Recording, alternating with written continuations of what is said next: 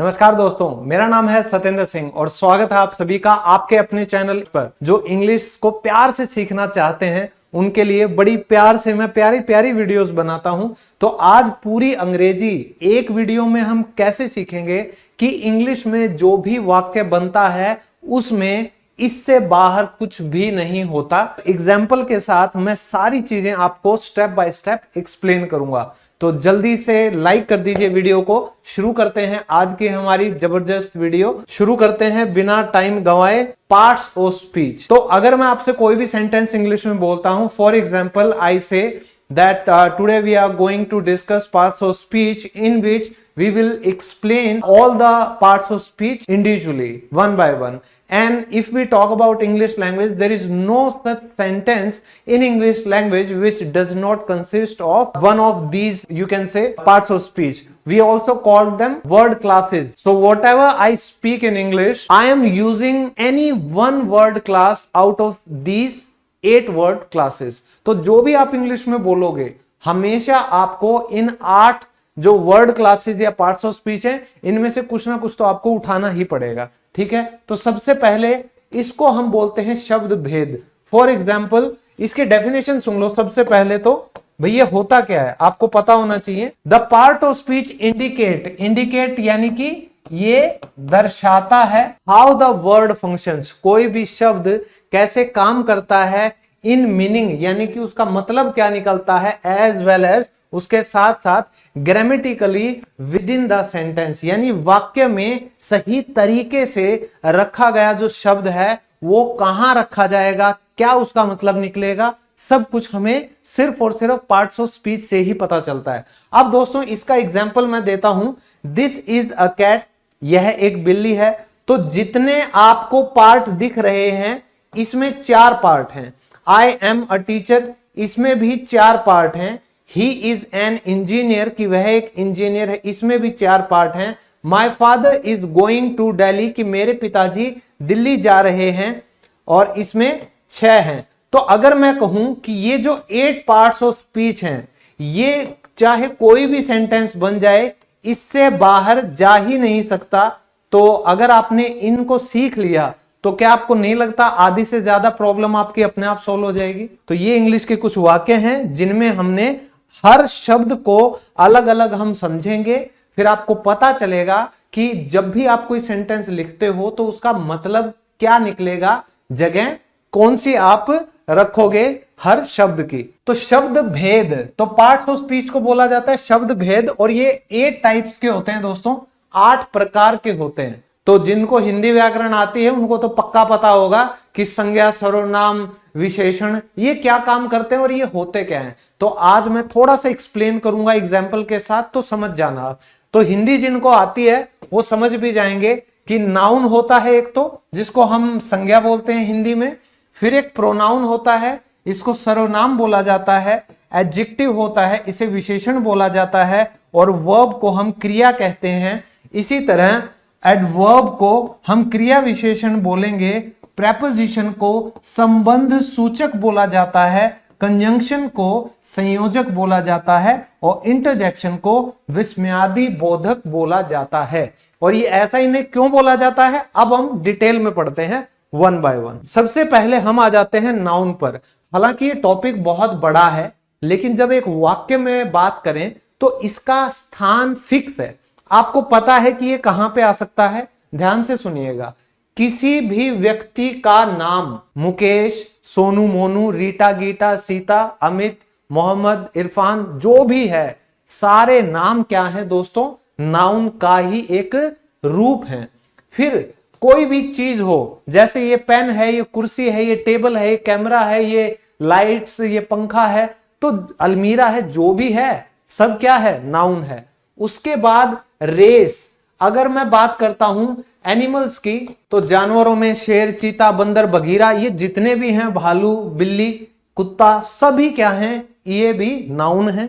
ठीक है, जिसको भी हम कोई नाम दे सके। अब फीलिंग की बात आ जाती है, जैसे एहसास, प्यार, गुस्सा, लालच, ठीक है, ईर्ष्या, इन सब चीजों को हम क्या बोलेंगे, इन सभी चीजों को हम नाउन बोलेंगे। फिर है प्लेस, जगह, जैसे दिल्ली है, घर है, मकान है, ऑफिस है, ये भी क्या है, ये भी नाउन की कैटेगरी में आते हैं। ठीक है, तो हिंदी में देखिए, किसी भी व्यक्ति, वस्तु, जाति, भाव, स्थान के नाम को हम संज्ञा बोलते हैं। अब इनका इस्तेमाल कहां कहां होता है दोस्तों, देखिए आप एग्जाम्पल से देखेंगे, इन 5 एग्जाम्पल से आपको बिल्कुल आराम से समझ आ जाएगा कि नाउन का इस्तेमाल कहां और कैसे किया जाता है। ठीक है, तो Ram is a good player, Ram एक अच्छा खिलाड़ी है। तो ये जो सब्जेक्ट है, यानी जो सबसे पहले सब्जेक्ट आया है, यहां पर सिर्फ क्या आ सकता है, या तो नाउन आ सकता है या प्रोनाउन आ सकता है। तो नाउन आने की जगह एक तो ये हो गई, सिंपल आपको पता चल गया, यानी कि ये वर्ब जो होती है वर्ब से पहले, क्योंकि मैंने आपको बताया था ना, सिंपल हमारा क्या बनता है, सब्जेक्ट, वर्ब और ऑब्जेक्ट, ये एक कॉमन स्ट्रक्चर है कोई भी वाक्य बनाने का। तो यहां पर राम जो है वो एक नाउन है। फिर ही गोज टू दिल्ली, ये जगह का नाम है, दिल्ली, वह दिल्ली जाता है, तो ये नाउन है। दिस बुक, किताब, ये एक वस्तु हो गई, तो ये भी हमारा नाउन है। यह किताब माइन यानी कि मेरी है, ये क्या हो गई, ये नाउन हो गया। फिर dog is a faithful animal, कुत्ता एक वफादार जानवर है। तो जब हम रेस में एनिमल्स की बात करते हैं तो डॉग क्या है, जानवर है, वो भी क्या हो गया, नाउन हो गया।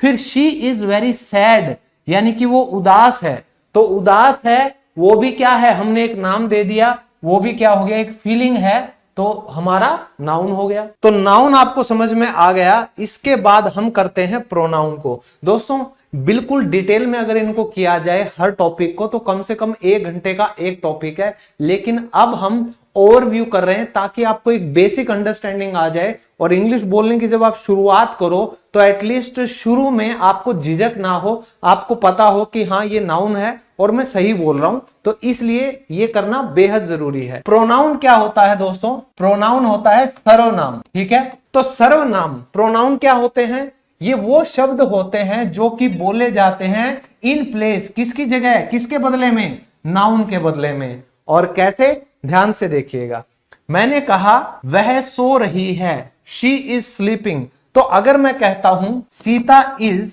My classmate, Sita is ill today, और फिर मैं कहता हूं सीता इज स्लीपिंग, भाई वो बीमार है, वो सो रही है, क्या मैं बार बार सीता रिपीट करता हूं तो क्या सुनने में अच्छा लगता है, नहीं ना।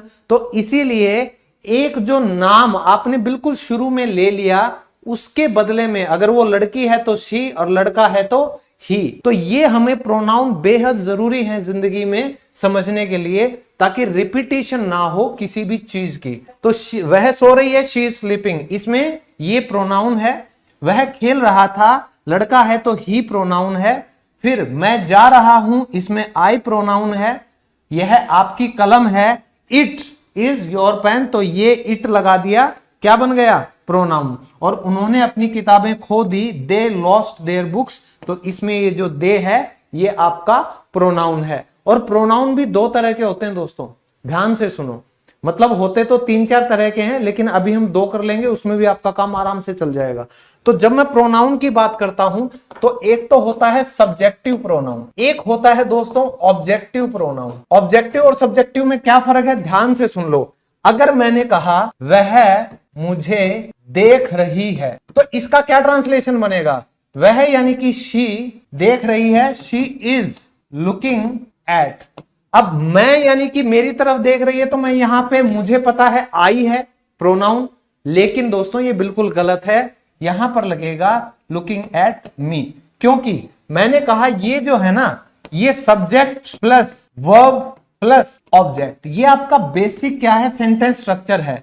तो सब्जेक्ट जो है वो तो आपका यहां पर आ गया, ये सब्जेक्ट की जगह ले ली, ये आपका वर्ब हो गया एक तरीके से, लेकिन ये जो है ये आपका ऑब्जेक्ट तभी बनेगा जब इसको आप ऑब्जेक्टिव प्रोनाउन बोलोगे, प्रोनाउन ही यहां पर इस्तेमाल होगा। तो ध्यान से सुनिएगा, तो जो प्रोनाउन है वो क्या है, ये है सब्जेक्टिव और ये है ऑब्जेक्टिव।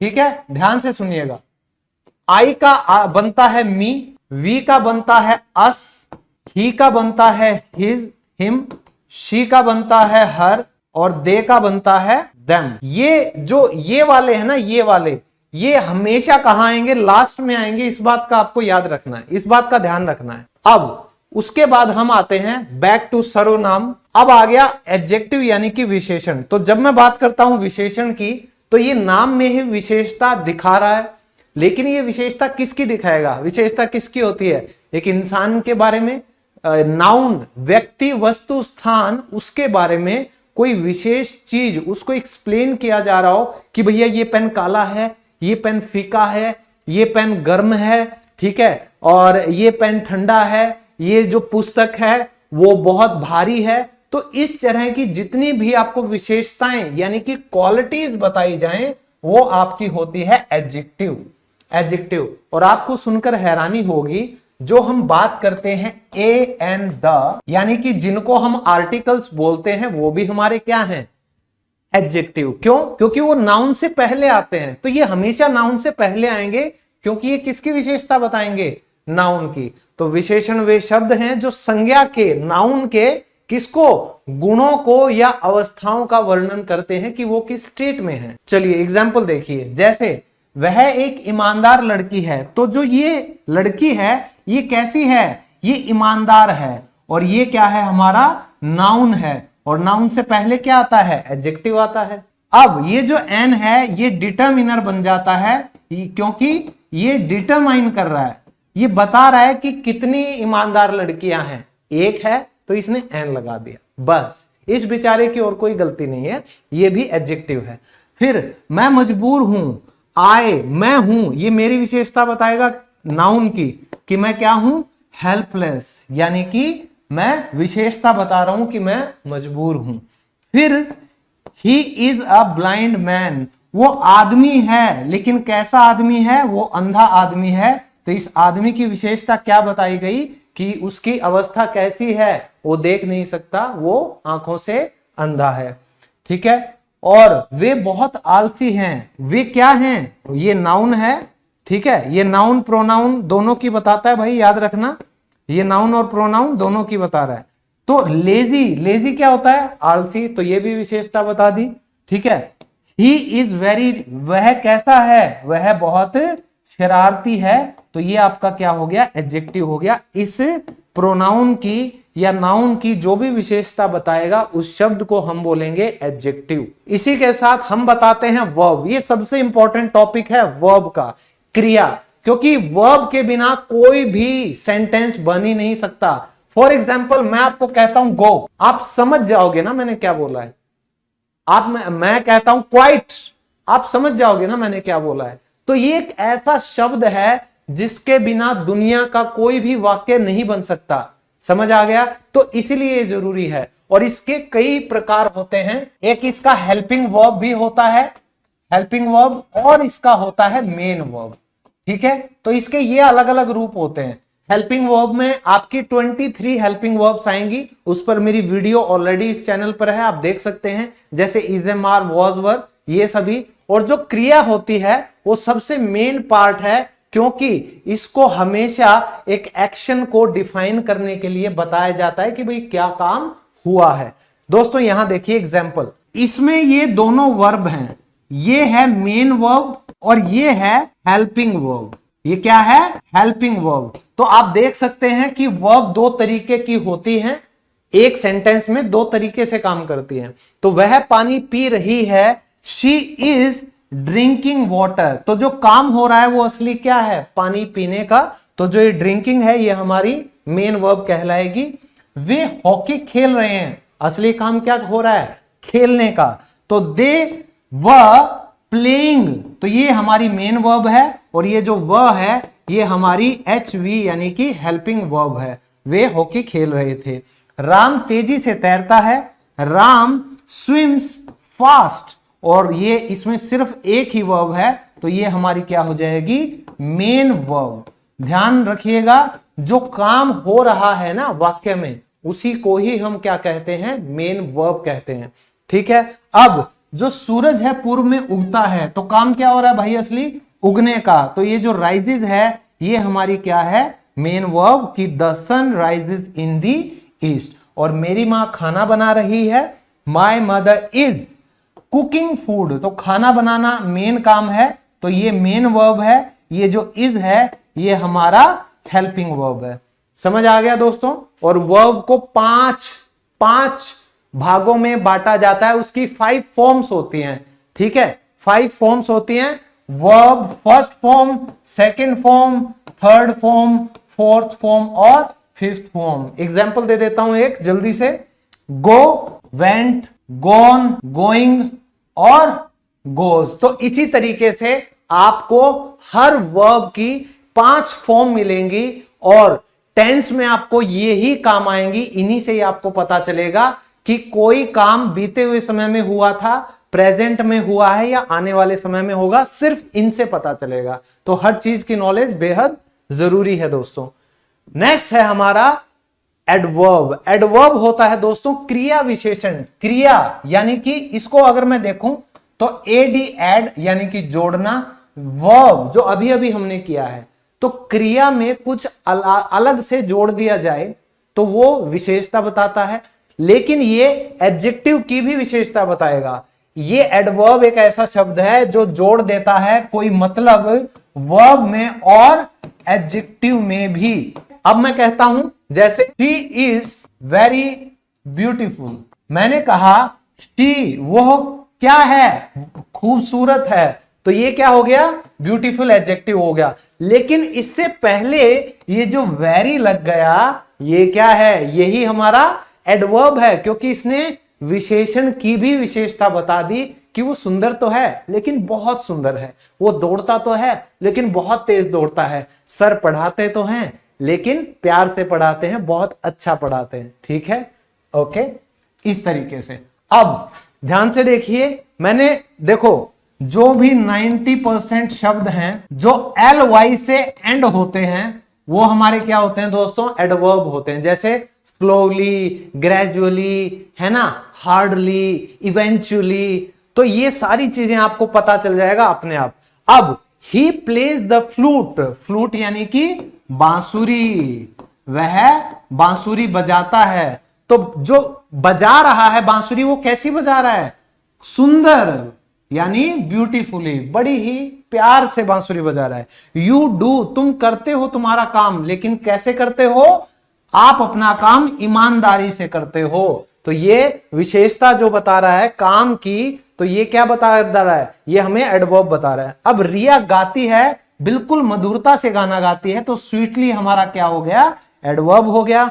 और वह सावधानी से गाड़ी चलाता है, तो क्या सावधानी क्या बता रहा है, हमारा एडवर्ब, क्योंकि इसने किसकी विशेषता बताई है, इसकी। और ये क्या है दोस्तों, गाड़ी चलाना यानी कि वर्ब। ये टॉपिक ना आप लोगों के लिए बहुत बहुत इंपॉर्टेंट है। मैं कहूंगा कि आपके लिए क्लास 1 यही है इंग्लिश की। तो इसको जिसने समझ लिया एक बार प्यार से, उसको बहुत आसानी हो जाएगी बाकी के इंग्लिश के लेसन्स को समझने में। तो थोड़ा ध्यान दो बस, यहाँ पे इधर उधर भटको मत, एक बार इसको आसानी से समझ लो। वह साफ सुथरा लिखती है, वह लिखती है, शी राइट्स कंप्लीट, ये हमारा वर्ब है। लेकिन वो कैसा लिखती है, वो नीटली, वो बहुत ही साफ सुथरा लिखती है, ये हमारा एडवर्ब हो गया। अब मैं तुमसे कल मिलूंगा, मैं मिलूंगा, ये मीट, मिलना, ये क्या हो गया, आपका वर्ब। लेकिन मिलना कब होगा, ये आपका कल होगा, तो टुमारो। ठीक है, तो टुडे, टुमारो, यस्टरडे, ये सभी क्या हैं, ये हमारे एडवर्ब हैं। ये हमें बताते हैं कोई भी काम जो होगा वो कब होगा। अब आ गया हमारा प्रेपोजिशन, संबंध। यही आधी बातें खत्म हो जाती हैं। जो संबंध बता दे, किसी एक वाक्य में किसी एक शब्द का दूसरे शब्द से जो संबंध स्थापित कर दे, उसे ही हम क्या कहेंगे, प्रेपोजिशन। ध्यान से देखो, ये एक ऐसा शब्द है जो आपको बताता है कोई चीज किसी और चीज के संबंध में कहां और कब है, यानी कि उनका रिश्ता क्या कहलाता है।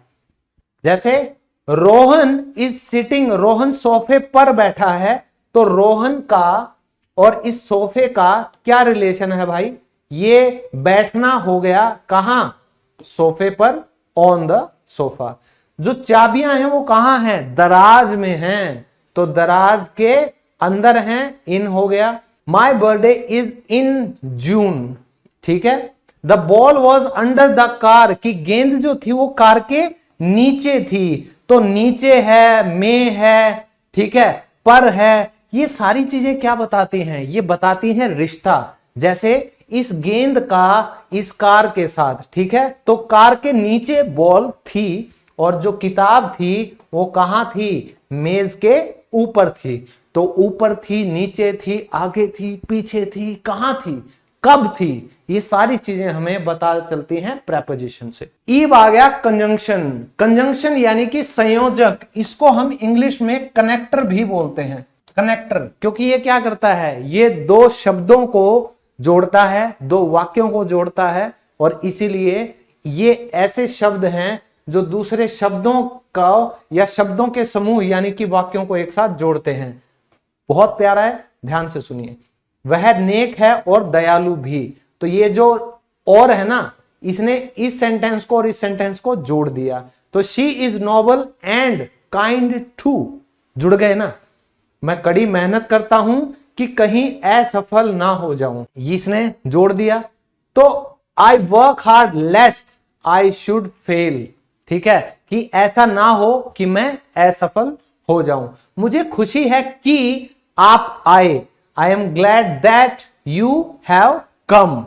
मैंने उसको मारा क्योंकि उसने मुझे गाली दी। तो ये दो सेंटेंस अलग अलग हो गए। आप कहते हो I hit him because he abused me, ठीक है। तो दो सेंटेंसेस को आपस में इसने जोड़ दिया, इसे ही हम कंजंक्शन बोलेंगे। अब है last but not the least, interjection. ये बेहद आसान है और सबसे मजेदार भी यही है। मजेदार क्यों? जो भी आपकी अचानक से भावना निकलती है उसको आप कैसे बताओगे? आपको मान लो सुई चुभ जाती है, आप क्या कहते हो? उई, आउच। किसी को चोट लग जाती है, धत तरीके, अरे भैंस की आंख। भैंस की आंख मतलब डेरोगेटरी टर्म नहीं है, ठीक है, ये एक सभ्य, एक गुस्सा निकालने की एक शब्द है, ठीक है ना। तो आप कोई ऐसी बात बोलते हो जो कि सोसाइटी में एक्सेप्टेड है, जैसे कि वाओ, हुर्रे, सुना होगा ना। तो हुर्रे, हम मैच जीते, hurray, we won the match. हे भगवान, oh my god, that was unexpected, कि ये तो मैंने सोचा ही नहीं था, ये अनपेक्षित था, यानी कि सोचा हुआ नहीं था। और बहुत खूब, वह एक सुंदर दृश्य है, wow, that is a beautiful sight. तो जब भी आप खुश होते हो, आपको आनंद आता है, गुस्सा आता है, तो आपके जो सडन रिएक्शन निकलते हैं उनको क्या बोला जाता है? इंटरजेक्शन। ये एक शब्द में आता है और इसको फ्रेज में यूज करते हैं, तो ये इंटरजेक्शन है, वो ऐसे काम करेगा जो कि आप देख रहे हैं। इसी के साथ आज की क्लास में यहीं पे समाप्त करता हूं। उम्मीद है आप सबको बहुत कुछ सीखने को मिला होगा और आपकी जो इंग्लिश की जर्नी है वो प्यार से शुरू हो जाए, इससे अच्छी बात मेरे लिए नहीं हो सकती। तो राम राम सब भाइयान है। तो आज के लिए इतना ही, अगली क्लास में मिलते हैं, तब तक के लिए बाय बाय, टेक केयर।